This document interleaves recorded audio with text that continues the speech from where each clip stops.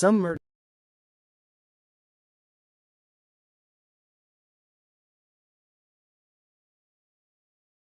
murders go cold, but this one refused to stay dead. Teresita Basa lived a quiet life, music scholar, therapist, no enemies, until someone ended her story in the most brutal way. Months later, a coworker begins speaking in a voice that wasn't hers. A voice begging for justice. A voice claiming to be Teresita, returned from beyond the grave. Tonight, we unravel the case of the ghost who solved her own murder. Only on Serial Killers, Supernatural and Murderers. From the supernatural to the unexplained, from true crime to the voices that refuse to stay quiet, we bring you every angle, every secret, every haunting truth. Do you dare listen? Hey, everybody. Hello. So tonight is, we have a very special guest host, Dr. Elliott Van Dusen. Thank you. Thank you for having me. That made me feel different. All I got is 2 master's degrees, and y'all got doctorates. Damn. I don't have mine up there. I don't have it either. Well, welcome, Blaine. Welcome back. And I'm so glad you're feeling up to being able to do a show. Yes, it's been a long time coming. He's been under the weather for quite a while, and he is back. This is his first show after several months. So I can't remember how many. It's been too. It feels like years. A lie. I did one show probably about a month and a half ago, let people know that my cancer was gone, and after that, I haven't. But yeah, that was the first time I've been back. This is the first full show I'm gonna get to do, so I'm excited about it.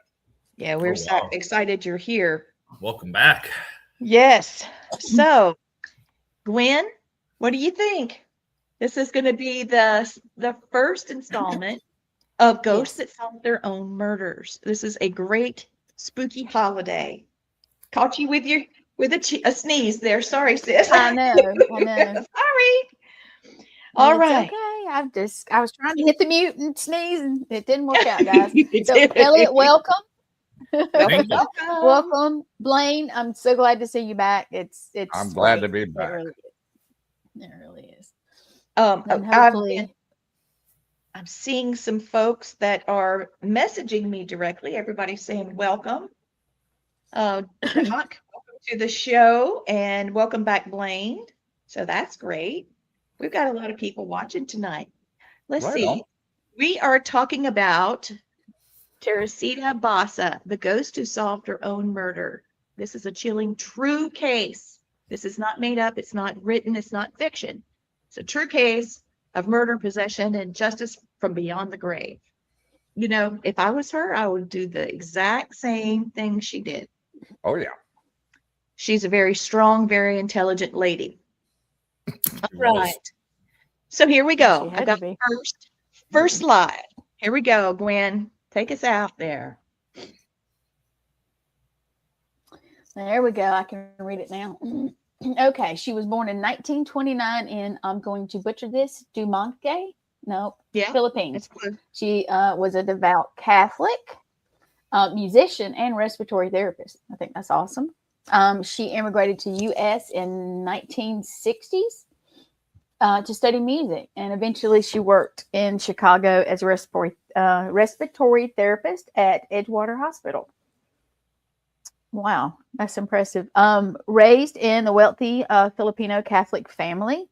She was very, very religious, devout, and they said that she had lived alone in a modest apartment. She had her friends, had a boyfriend, and she died a virgin at the time of her death. And she never married, no kids. Poured her energy into her patients, music, her faith. That's rare. She had her PhD in music, and she went on to become a respiratory therapist. I mean, she did nothing halfway. And I don't know, guys, what do you think? I feel like that lifestyle, even though she was quiet, but her being all alone, it created this opportunity for this psycho to do this to her. What do you guys think? Especially if they knew, and they did. They found out. What I'm thinking was the boyfriend cleared?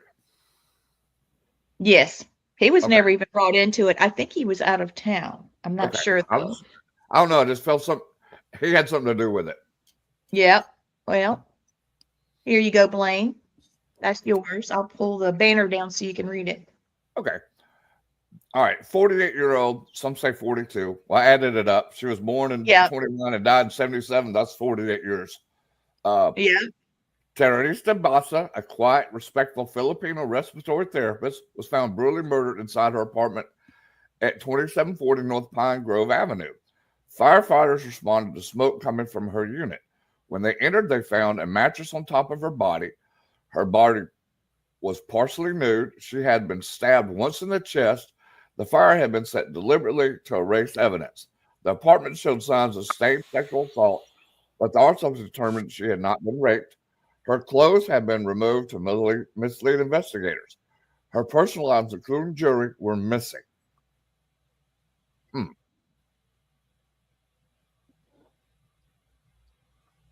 I wonder what else was missing from her house. Yeah. So here we go, Elliott. Yeah. Why did the case go cold? Yeah, for those that haven't met me before, I used to work homicide with the Royal Canadian Mounted Police, and I did that for 9 out of 15 years. So I have worked cold cases, and I have had cases go cold. In this particular case, though, actually, I was very excited to talk about this case because I wrote about it in my first book with law enforcement, Supernatural Encounters. Bring it on. Yeah. So it's pretty cool that we were talking about this. But there were several reasons why the case went cold. Certainly, the crime scene was destroyed by fire. So they did lose a lot of trace forensic evidence there. Any fingerprints or fibers would have been destroyed. They actually had no eyewitnesses to the suspect at the time. So nobody heard the stabbing. No one saw the accused enter the apartment or leave afterwards. There was no really clear motive because the suspect had staged the homicide scene. So the police walked in and they see an arson, they see a sexual assault, they see a robbery. The place is in shambles. So they were trying to piece together a motive. The staging really kind of threw them off. They did do the forensic autopsy and found out that, like you guys said, she wasn't sexually assaulted. That was something to throw off law enforcement. They also had very limited investigative leads. In fact, the only thing that popped up for the suspect, which would have been later told to us by the psychic spirit possession that we're about to talk about, was that there was a note left saying theater tickets for AS.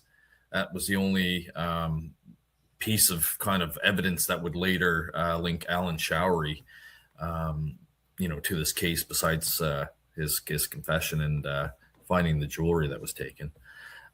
So it also kind of threw law enforcement off as well because Alan Showery had no conflicts with Teresita Basa at all. They did know each other from the hospital, but they actually had no issues with one another. And then the police ran out of what we call conventional methods. They interviewed coworkers, talked to neighbors, checked any sort of video footage that would have been available at that time. This is a time before cell phones, so there was no search warrants to get cell phone records and different things that would be available to us now. Like today, you would probably search Showery's computer to see if he had Googled anything, how to dispose of a crime scene or what to do. They didn't have any of that. So they ran through everything that they possibly could. And eventually the case went inactive or cold until a big break happened. What evidence did they have against that gentleman that gave him a break? Oh my. So what happened with that is because of the mediumship that happened with Dr. Jose's wife. Okay. They were Filipino as well. They ended up making contact with Dr. Jose Chua made contact with the police. His wife, Remy, was having these psychic fits where she would almost become possessed and would spew out information about the murder.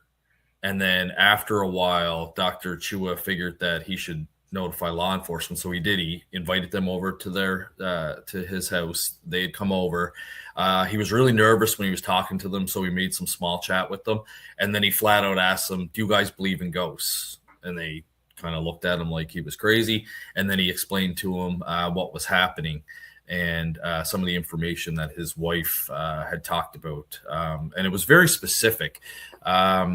During the second possession episode that Remy had, she disclosed that Teresita Basa had told her that Showery had stolen a pearl ring from her and also a necklace. So that was very specific. Let me show a picture for you. Okay. I got that for you, Elliott. Hold on. Yeah. If I could click it there. Yes. So there's the pearl ring you can see on the left there, and then the necklace on the right. It was very specific jewelry. It was actually custom made. So it's not like you could go to Zales or People's or anything like that and purchase it. It was very, very specific.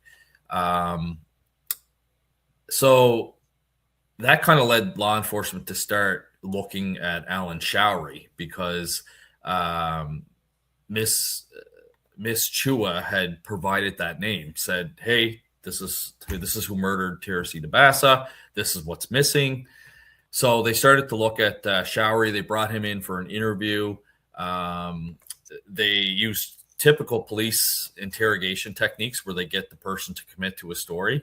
And so he committed to a story. And the one thing that he failed to tell the police is that he was actually, they already knew, but he was supposed to go over and help her fix a television set. But he denied going there. They had also interviewed friends of Teresita Basa who told them that they had someone coming over to repair their TV. So the friends knew someone was coming over. The police figured out that it was Showery that had come over to try and fix the TV, but he denied coming over to her apartment or ever being in there. So then when they confronted him with that lie, his story started to fall apart, and he did actually provide them with a confession. He confessed to it all. Yeah, he did. He provided a confession. He wasn't under arrest. They never placed him under arrest at any time. So they did give him the police, in Canada, we call it the police caution. It's you need not say anything because anything you do say may be used as evidence in court. Like our Fifth Amendment. Yes. Yeah, it's a...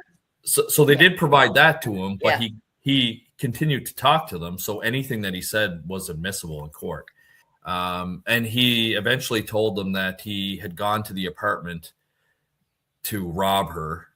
And after he had choked her out, he put the carotid choke on her and knocked her out. And then he realized, oh, she knows who I am. She knows I was here. How am I going to get away with this? So he ended up staging that she was sexually assaulted. He removed her clothes. I took a kitchen knife, stabbed her in the chest, put a mattress over her, and then ransacked the apartment and lit the apartment on fire. So really made like a huge mess of the crime scene there. Here's a picture of him. Let me pop this up real quick. So that's a picture of her apartment after the fire. Okay. Mm-hmm. And he's down there. Let me turn the banner off. There. Now you can see him. I do want to point out a criminal. Yeah. I do want to put out that Dr. Chua and his wife, Remy, she started working at the hospital a year after Basa was killed. So they did not overlap. It wasn't like just a friend. They just happened to be the same race, the same religion, and they had the same belief system, so she would feel comfortable. Honestly, I feel like she was, in a way, warning her because she was working with this guy. Yeah, apparently she, Mrs. Chua, Remy Chua, did not get along with Alan Showery. She knew him at the hospital. She didn't like him. So there was kind of some skeptical comments made that maybe perhaps she's blaming the murder on Showery because she doesn't like him. And there was some conflict at work, but obviously throughout the entire case that wasn't the case. They had some pretty verifiable information. The fact that the jewelry was stolen. In fact, law enforcement went out and interviewed Showery's girlfriend, and they actually asked her. They said, "Hey, did you get any strange gifts from Showery lately?" And she said, "Actually, yeah. In February, shortly after the murder, he gave me 2 pieces of jewelry and told me that they were late Christmas gift presents." And then she produced those pieces of jewelry, and then through all of Teresita Basa's friends, they were able to identify that yes, that was her ring, yes, that was her necklace. So that was very damning evidence against Showery. Wow. Didn't she answer the door wearing a piece of the jewelry? She didn't. They actually, she did open the door and they looked at her neck to see if she had the necklace on. But when they went to the house, the initial reason to go to the house was to speak to Alan Showery, but they were aware of the jewelry and they were aware that one piece was a necklace, but they looked at her neck and she was not wearing it at the time. I had seen one of the, there's so many people that have actually covered this case. I did see where they said she was wearing a piece of the jewelry, but I know. Yeah, no, not initially, but she did end up telling them about it, and she did end up turning it over. And like I said, a lot of her friends were able to self-identify that yes, that was Mrs. Basa's. Oh my God, y'all, this is killing me. I'm gonna pop your book up real quick. Oh yeah, sure, yeah. So this is more supernatural encounters from law enforcement. By Elliott Van Dusen. There's another one, obviously. That's part. Yeah, the other one, the one before that, Supernatural Encounters. That's the one that I wrote about Teresita Basa. Because one of the reasons everyone always asks me, how'd you get into the paranormal? Did you have an experience yourself? And I always credit Unsolved Mysteries. And this case was actually on Unsolved Mysteries. Probably saw it when I was a kid. But because one thing that always interested me about Unsolved Mysteries was the fact that I knew I wanted to be a homicide detective, and they would always show you cold cases on Unsolved Mysteries. Oh, yeah. But then every once in a while they throw a ghost story or a UFO story in. So this one here had both because it had the paranormal and it was a cold case. So I ended up, writing about it in my book. So, someone's got my book. So, well, hey, Elliott, you know what's funny? I got a lot of my cases from police officers. They're the best information because they'll go to calls that nothing's there. And I've had one where cops actually found me and said, "Hey, I want you to come look in this building because every time we go up there, the alarm goes off. There's nothing in the building." He said, "You're a ghost guy. See if you can find it." I walked in there and said, "Well, okay, you got about 4." And his eyes got as big as saucers. He says, "I come in this building every damn night. You're telling me there's 4 ghosts in here?" I said, "That's all I could see at the moment. It's probably more." And he freaked out. Yeah. So he would call me before they would go investigate a location. I said, "Y'all better go clear it first, because if I go in there, I'm shooting somebody." No, it's so true. They do experience a lot, but they don't like to talk about it unless they trust you. So obviously they trusted you. They knew you were into the paranormal. It's the same as me. Oftentimes I was like my fictional hero, Fox Mulder. I'd be ridiculed. Someone would always Google my name. I don't know if it's because I was always solving cases and showing people up, but they'd always Google my name and see that I was involved in the paranormal. And then I instead of get little green men like Mulder was picked on, I'd get proton packs taped to my locker and different funny things like that. Well, that's hilarious. But then, when I retired, and my mother encouraged me to write another book, I said, "Well, I'm not really sure what I'm going to write about," because my first book was Evil in Exeter, and that was about a house in Exeter, Rhode Island that was very haunted. So I said, well, I could reach out to some law enforcement people that I know and see if they've had any experiences. And next thing I knew, I had over 100 stories and put out those 2 books, which was phenomenal because they're all mostly stories that we might not have known if the police officers didn't want to disclose that to us. So, it's they're a wealth of knowledge. It's just trying to get that information pried from them. I don't know. They just come up and talk to me. I don't even know who they are, and they'll come up and start talking to me about it. So that's good. You lucked out. Yeah. Okay, so I wanted to stop for just a second and realize that I did not tell you guys about Elliott's bio. So I'm going to make a short one here. Elliott is a former Royal Canadian Mountie Police, and he also worked in homicide, sex crimes, and drug enforcement, and he directs a paranormal phenomena research and investigation, blending law enforcement precision with deep parapsychology training. He's studied parapsychology from institutions around the world, from the Rhine Center, from St. Mary's University. He has his Bachelor of Arts degree in criminology from there, and he served for 15 years with the Royal Canadian Mounted Police.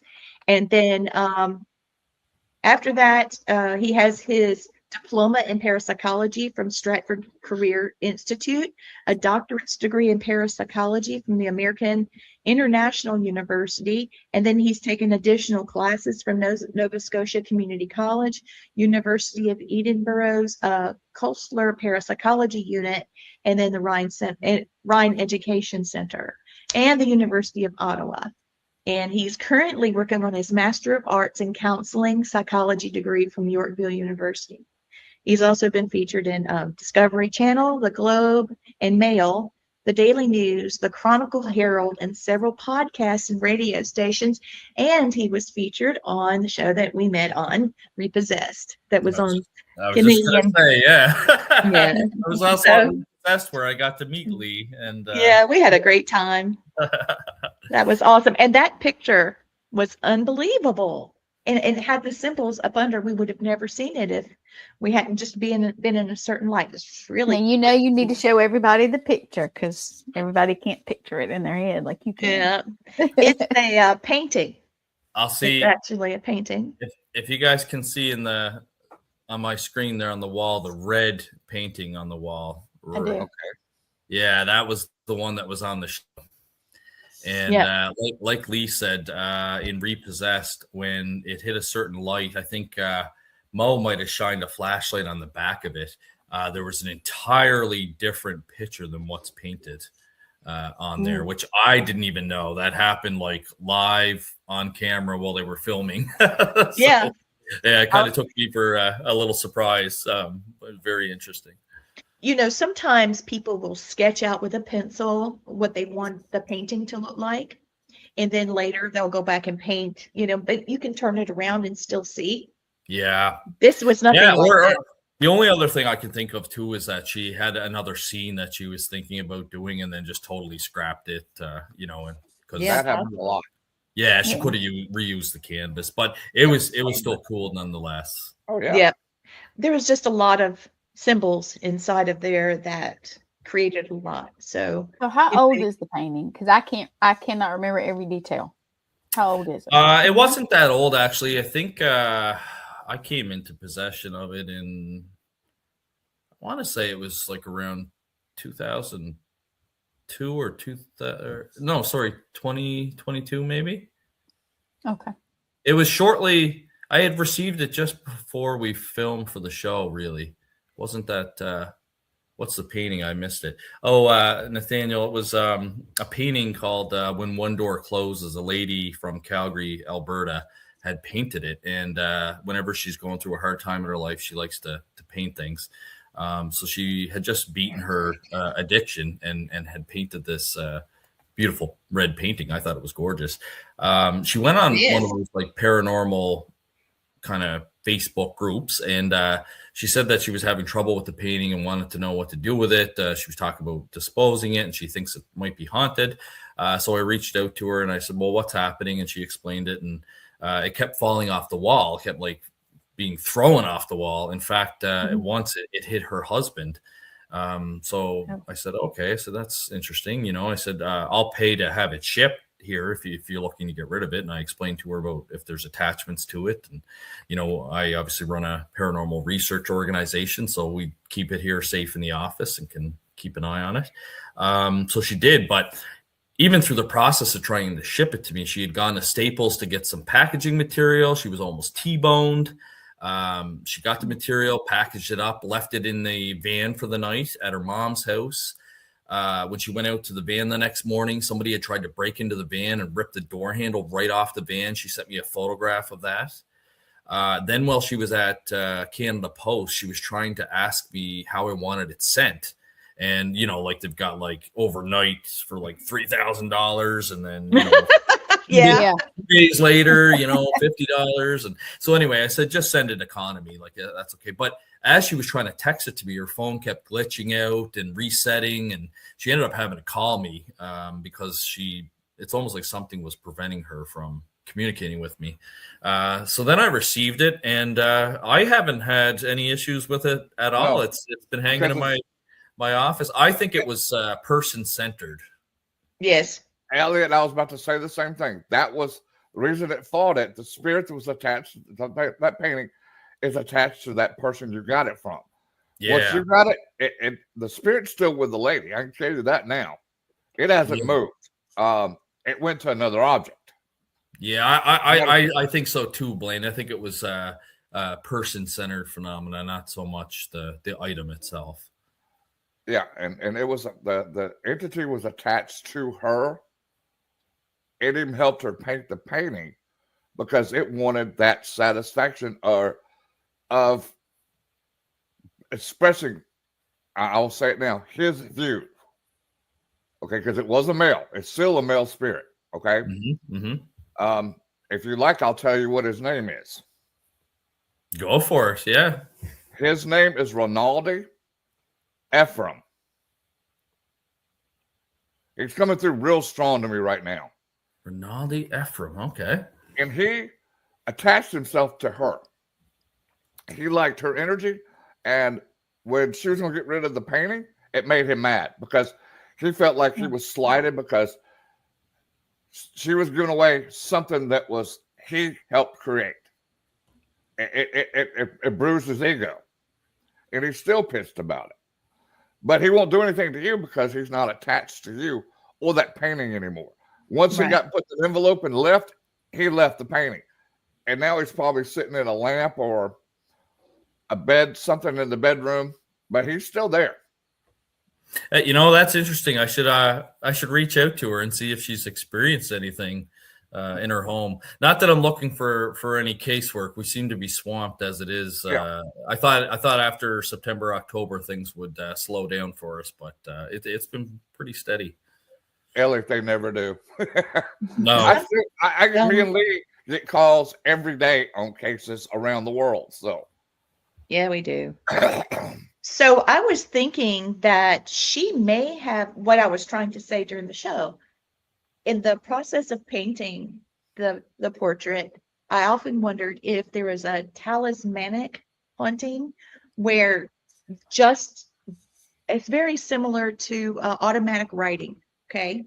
Yeah. That I felt like maybe she had been guided either by the spirit or by it could be a past life even, but memory, you know, and with her having so many problems that she had personally, I feel like she created something here. And it was as she was trying to get rid of it, you know, expressing it, pushing it through, keeping it attached to her. Very like a problematic. It picked up on her when she was having her issues. Because that is a topomatic type of haunting. Oh, yeah. So that's what I always thought. You know, it could have been multiple things for that matter, but trauma infusion is definitely something that all hauntings, you know, there's something about the trauma, violent death, extreme emotional events that create a haunting anyway. And I'll give you a little bit more too. The reason he chose her because he went through the same issue she did with the addictions. And he got himself off the addiction, so he lapped onto her because he wanted to help her get through her addiction as well, like she had been done to him, because his addiction actually ended up killing him when he was trying to come off, when he was trying to make himself right. And so he was helping her to make sure that she got through her issues and helped her paint that painting. Like I said, he was very upset when she was giving it to you because that's something he helped her to paint, create. Helped her create, and it helped her with her healing as well. Yeah, everything you say, I can relate to for sure. And like Lee said too, the with the trauma, we know that a lot of paranormal phenomena does have trauma linked to it, especially poltergeist type cases, which like I said, she was a victim too. She was a victim. She was working through that trauma, and that created the addiction because she was okay. This is something else. I'm sorry, I'm giving y'all more and more, but they're giving me more stuff right now. He is not trying to harm her or anything.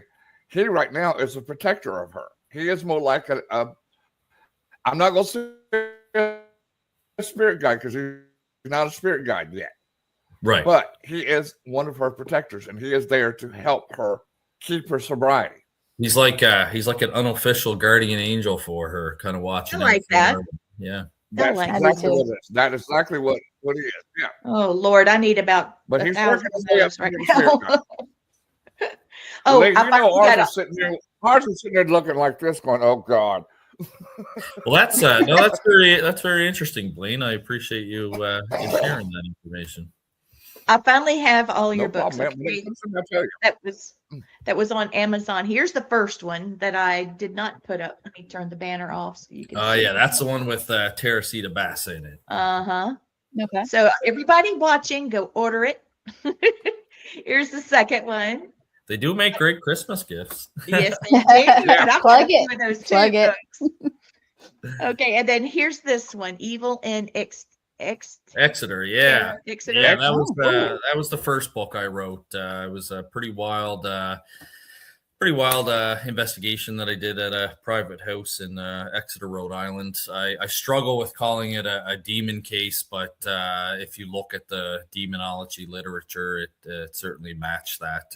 I think it's my social science background in parapsychology that makes me want to fight that term, but it was something very, very evil.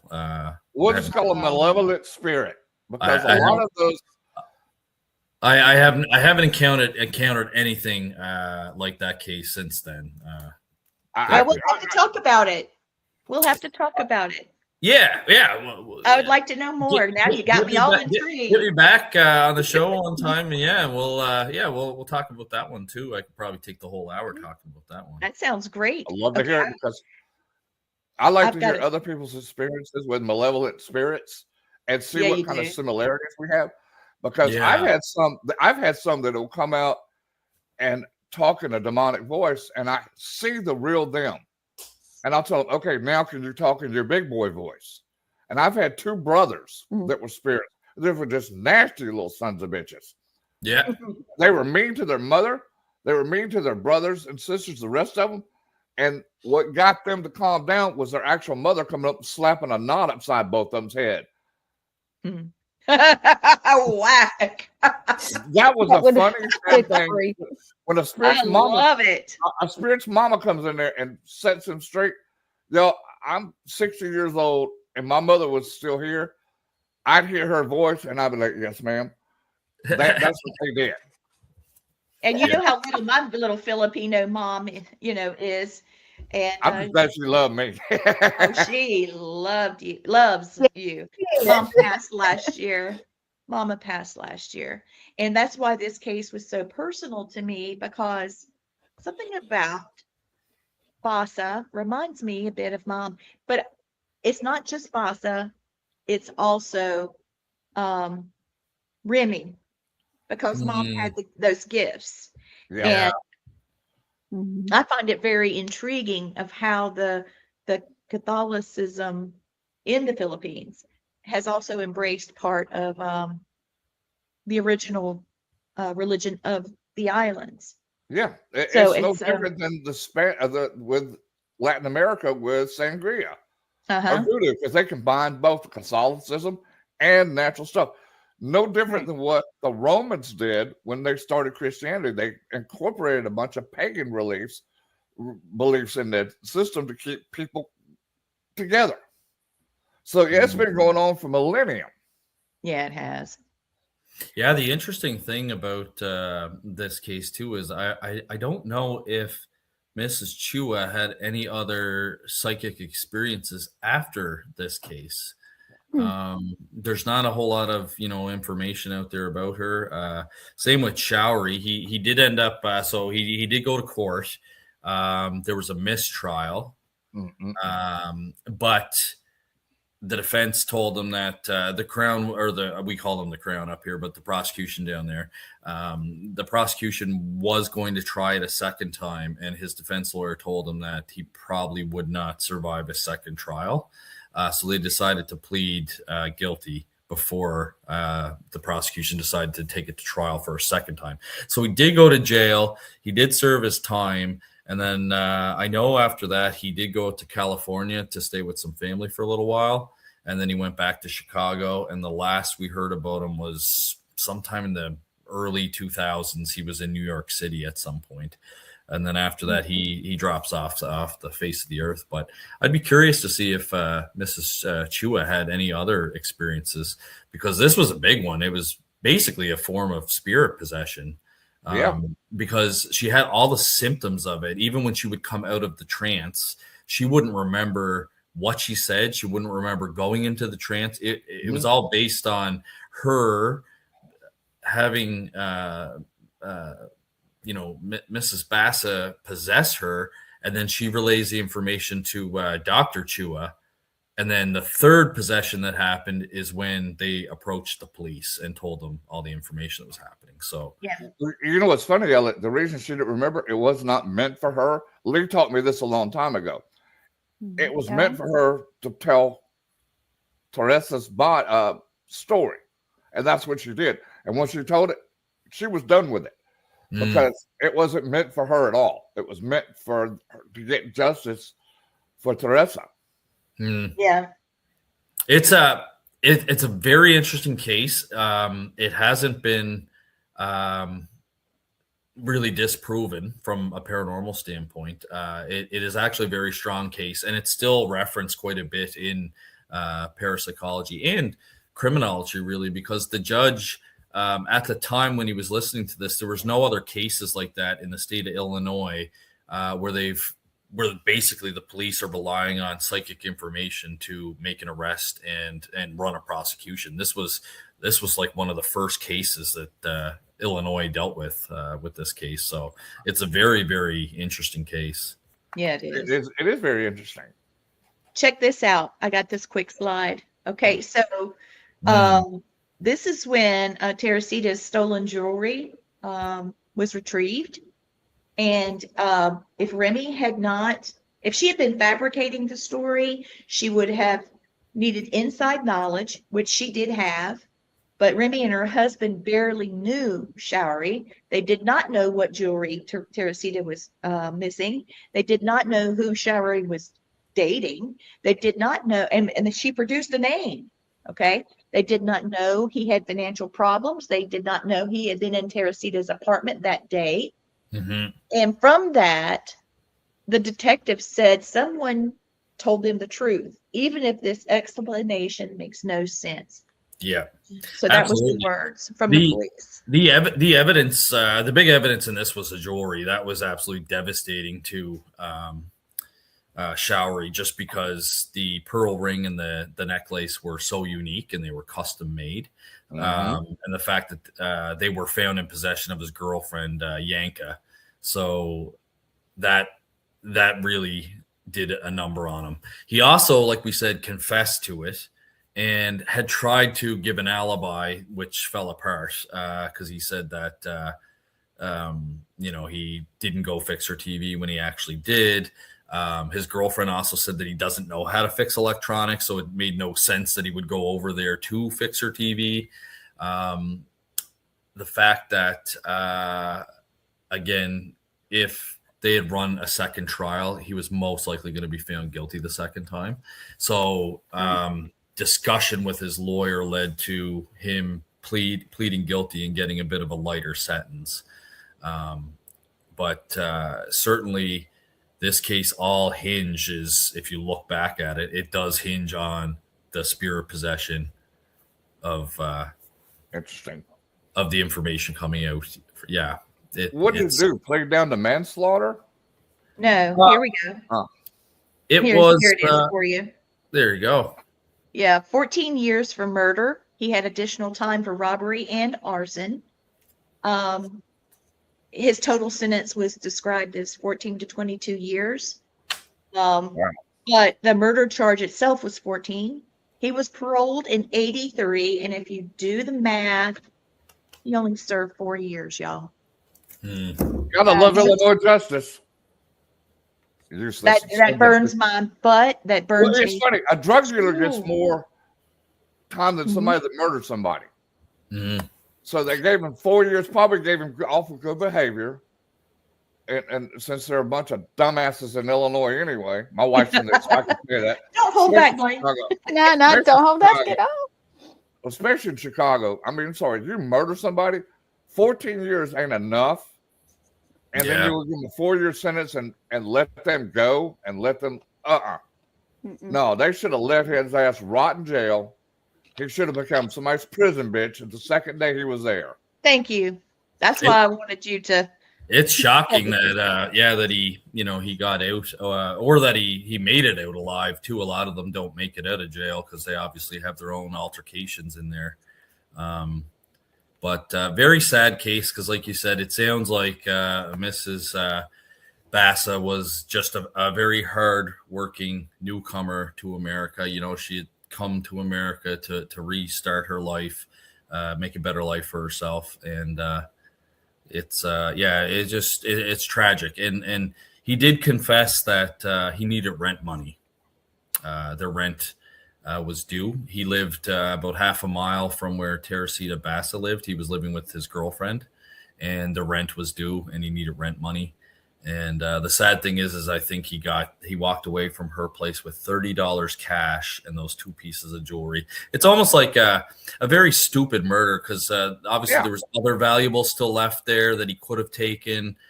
He made an absolute mess of the apartment building, and it is an apartment building, so it probably affected other residents as well. The reason why the police were called is because people smelled smoke. So the fire department went there, and of course, there was probably smoke damage, water damage. This guy, I'm surprised he wasn't punished harder. Like I said, I wish he'd have got him been somebody's prison bitch about the second day he was there, and then made him feel like shit for killing an older lady, Yeah. For $30.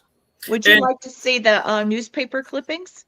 Yes, throw it up. The sad thing is that when she wrote that note, theater tickets for AS, that was her way of thanking him for coming over to fix her TV. Like, it's just awful. Like, she actually went out and purchased theater tickets for you in anticipation you're coming over to fix her TV, when in reality, you're going over there to rob her, and then that leads into murdering her. Like, it's just it's sickening. Yeah, it is sickening. It's making my stomach just turn right now. Yeah, people like that are predators, and I'm thankful he didn't rape her. No, he didn't. That has set me way over. Let's talk a bit about Alan Showery. Okay, I got a slide for you. Initially, he denied everything. Once confronted with the jewelry, the timeline, the motive, and the TV repair appointment, he broke down, said, "Yes, I did it." Yeah.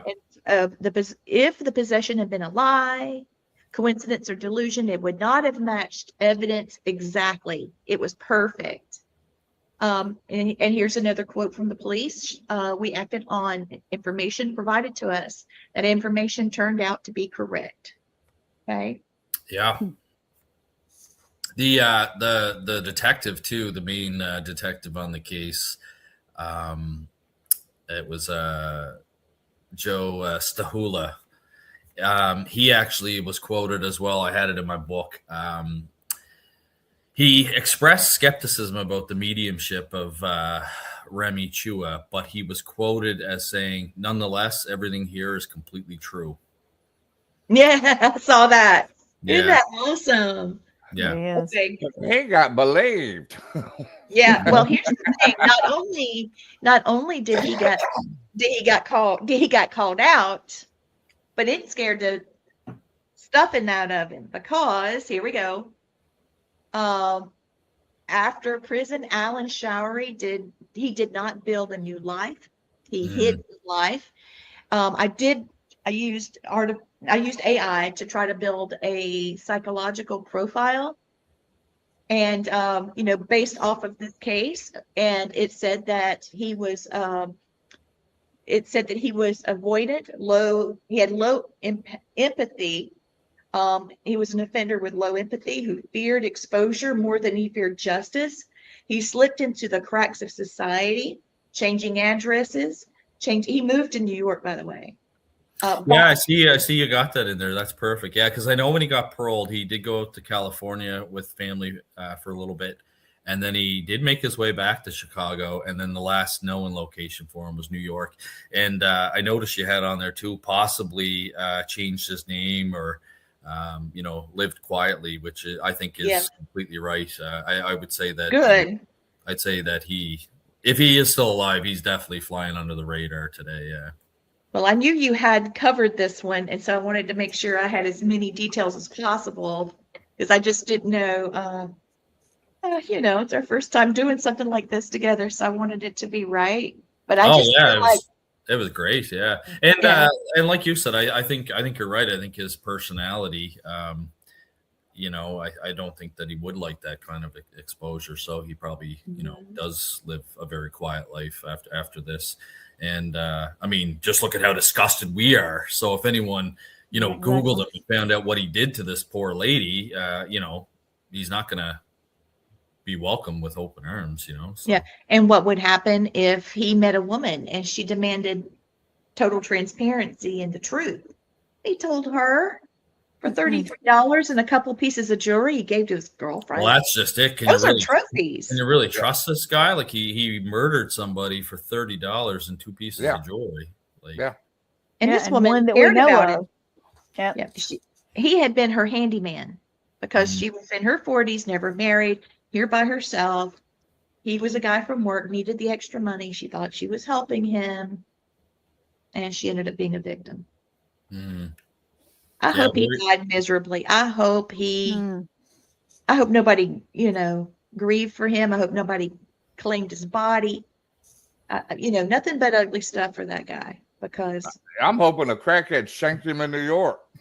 You never know. I looked and I looked. I couldn't find it. And I tried to spell his name different ways. I couldn't find anything. Yeah, no, it's I didn't find anything that confirmed that he's deceased or anything yet either. But it is possible. But there's not much on him. He kind of just disappeared after, he did his time. At least he didn't go out and do it again. That we know of. Yeah. Because they did it once, they might go try to do it again. He might be desperate again and go try to rob somebody and kill them too. You never know. I would say this is one of the only homicide cases in North America policing history, really, in which information was obtained through a paranormal experience that directly led to verifiable physical evidence in a confession.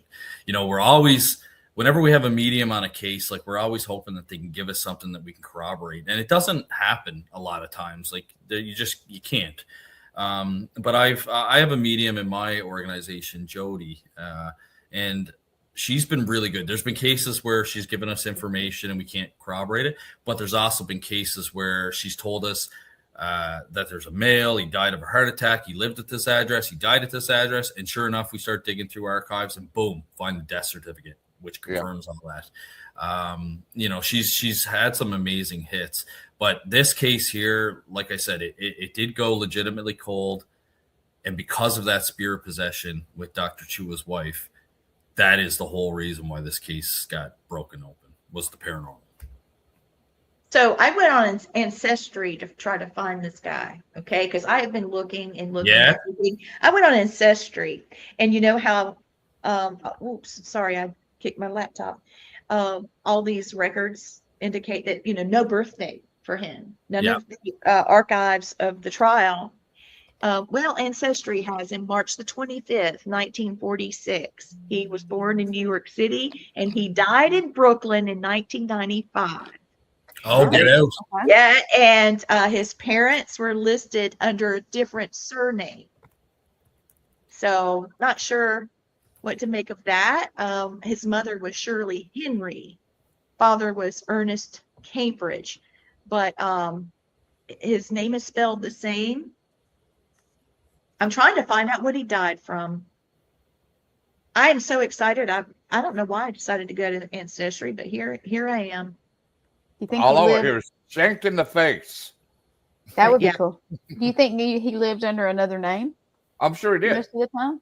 Well, I guarantee you the reason his parents had different names is they came over here and tried to give themselves more Americanized names. Oh, yeah. Which is very common in New York.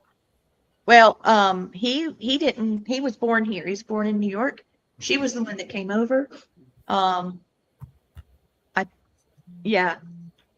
it. I'm trying to. It's not going to let me. It's not going to let me. But I guess I could. I bet you I could look up his parents now, and maybe I could get a docket or something. I don't know. I'm trying. Really, if I find it, I'll look. I'll tell you if I find it. That's really interesting that that you found that through Ancestry. He was 32 when he did the deed, so he had to live, 3/4 of his life dealing with it. Yeah. Dealing with what he did and not having a life. Well, hopefully he's paying his dues now then. Oh, yeah, he is. Oh, yeah. He's not having a fun time where he's at. I guarantee you that. Yeah, that's torture. So what do you have coming up now? We have talked about poor Miss Teresa Basa. Teresita. I want to call her Teresa because it's spelled so close. Yeah. So what do you have coming up, Elliott? I know you have paracons and things. We haven't find out more about you. So yeah, we've got a couple of investigations on the go. So my investigators are tied up with those. We have a webinar coming up Thursday. We're going to start doing a once a month webinar through PPRI, just another way to kind of reach out to the public. It's pretty low cost. We're asking just for a $5 fee, and you can make a donation to PPRI as well. And that's just to help us pay to use the webinar software. Again, we're a nonprofit organization, so we try and get all our bills covered through fundraising. And so on Thursday, December 18th, I have a friend of mine, Lee Hatfield, is going to talk to us. He's from the United Kingdom, and he's going to talk to us about Christmas ghosts because over in the United Kingdom, it's kind of a Christmas tradition to talk about ghost lore. So we're gonna talk about some of that, and so I do have that one coming up. We're also planning our 2026 Halifax Paranormal Symposium. This will be the 4th year for it. I started it 4 years ago already. Hard to believe it's been 4 years. I can't believe it. Yeah. So we're starting to plan that. We are expanding this year to 2 days. So initially it was 1 full day. But now this year it is going to be 2 full days, and that's going to be held again in Halifax, Nova Scotia, Canada, for anyone listening. And it's going to be October 16th to the 18th.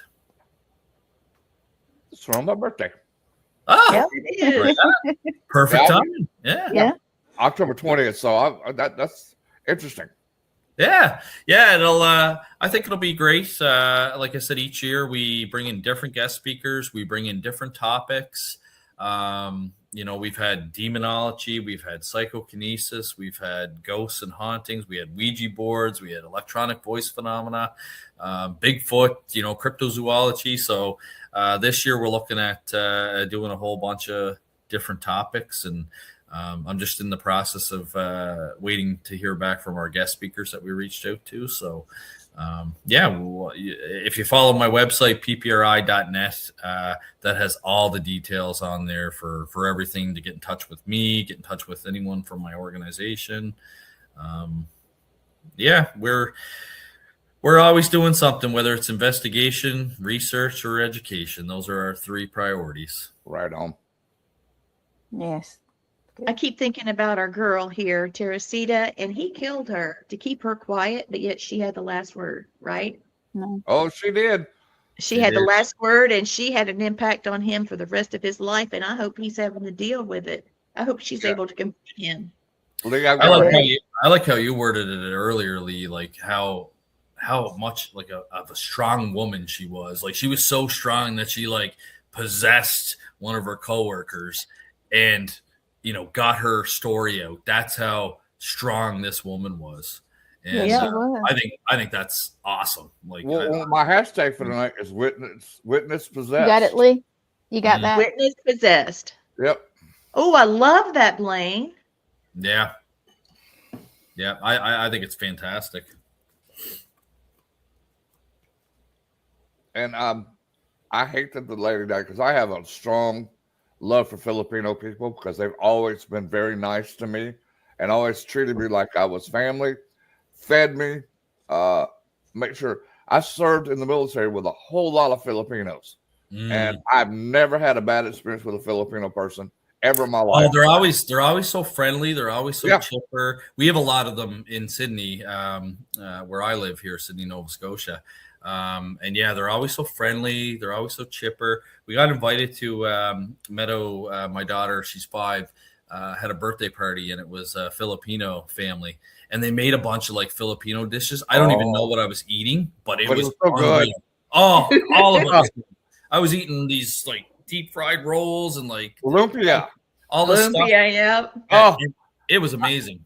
Oh, dude, I don't even know how bad I miss Filipino food because I can't eat really any food right now.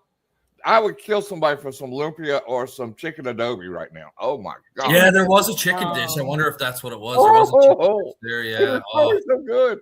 Oh my god, yeah. I don't even know what I was eating, but it was unreal. Goodness. It's crazy. All right. So what we got coming up next week, Lee? I got you right now. I'm creating the banner for it. Oh. Are you going to be able to join us, Elliott? Monday? I might be able to. Yeah, I might be able to. All right. So this is it again with the ghost that solved its own murder. It's the true story of, wait a minute, it's going to go away. Let me fix it. Okay. The true story of Frederick Fisher's ghost. This happened in South Wales. Okay, Australia. Oh, wow. Why he's in Australia. Wait, it went away. I told you it was going to go away. Anyway, he boo-booed and got sent to Australia for writing bad banknotes.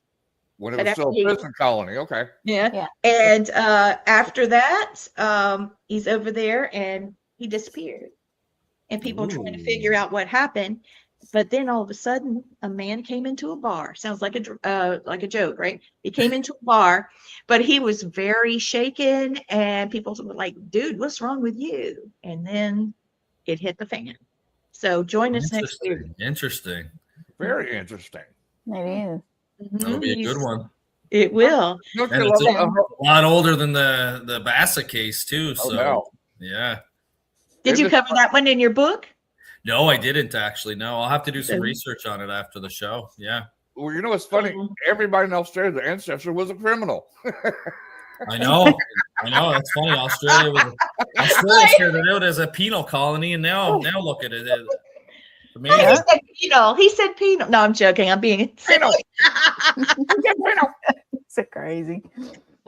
We try to keep this a little friendly, but yet we talk about what's going on. Elliott, I hope you had a great time, man, and I hope I do too. Come back I did. No, I was very happy that Lee reached out to me to come on to the show, guys. I will look at trying to come on next Monday as well because I'll be curious now. Now you got me roped into another rabbit hole. I have you hooked on there, man. I have to research this case now on top of the million other stuff I have on the go, but. I appreciate it. It's always great to catch up with you guys, and thanks for having me. Well, next week, sorry, Blaine, excuse me. Sorry, no, I was just going to say, thank y'all for letting me come back tonight. It was very uplifting for me tonight because I have been, fighting this damn cancer. I'm still not healed. Cancer's gone, but now it's just a healing process. So this was like really good for my morale. And it was fun because I love doing the show. and I haven't got to talk to inexperienced in a while, and they come through like crazy tonight on this show. So I felt that good. was nice. That was well, nice. That's good, Blaine. I'm happy to hear that everything's going good for you. And yeah, I'm glad that you chose tonight to come on to the show because I haven't seen you or talked to you in a while. So I know since you was on the show, God, It it was a year or so ago, maybe two. At least a year or two ago. Yeah. So what I was going to say, Family Spirit LLC, which is doing business as, with All Access Network. We're doing a workshop that's free, and it's about angels and demons, and I'm about to post it. And so let your people know we're going to, I'm going to be talking about angels and demons. I've got some guest speakers. It's going to be for 2 hours, and the date will be provided, and it's like my way of giving a Christmas present. I've done this before and people love it, and so we're going to bring it back up again and talk about fantastic. About it. Yeah, I'll keep an eye out for your post, and I can let all my former demonology students know, and they may be interested in attending. Yeah, that'd be great. And please let Gwen know, let Blaine know, let us know how we can help you. We're going to monetize and do different things for All Access Network, but we do what we do for people that need us. Awesome. I really do. Yeah. So that's all, no cost with our family, our para family. Para family. And hey, Blaine, at least you felt good enough to give me crap. So I know you're getting better. I know, huh? Yes. See, if I don't give Gwen crap, she thinks I don't love her no more. So there you go. I think you're very sick, and it makes me very depressed and just sad. Ask Lee. I lost it one day, and I was like, "Oh, it was horrible." So yeah, she really did. I did, because if he's not giving me crap, Elliott, then he's not feeling good at all. Not feeling well. Yep. No, you know people, right? Yeah. Once you get to know them, you know them. So, yeah. Blaine, it's good to see you on. Guys, I have yet another show because, that's how it is. So you go pair hoe, get you some. Yeah, but guys, if you are interested, Raven Wolf and Christopher Brown, let me use his whole name. They have Carl and Keith Johnson on tonight. Oh, yes. That'll be the twin demonologists. Yeah, and they're very knowledgeable. And I like having them on every once in a while. So we got them on. And that'll be at 9:30 Eastern. And you figure it out about the other time because I'm in Central right now. So my brain's spinning. So. All right. So I'm going to go ahead and end the show so you can say goodbye to Gwen. Yes. Ready? Three paragraphs. Super quick. Justice doesn't always walk on 2 feet. Sometimes it drags chains. Sometimes it whispers in the living ear, and sometimes it steps out of the shadows to show exactly where the truth lies. We do not celebrate murderers here. We honor the victims, the one who fought back from the other side. And we thank you for joining us in this cold, haunted corner of true crime until the next descent into the unexplained this coming Monday. Stay curious, stay cautious, and listen to voices that justice could not silence. Awesome.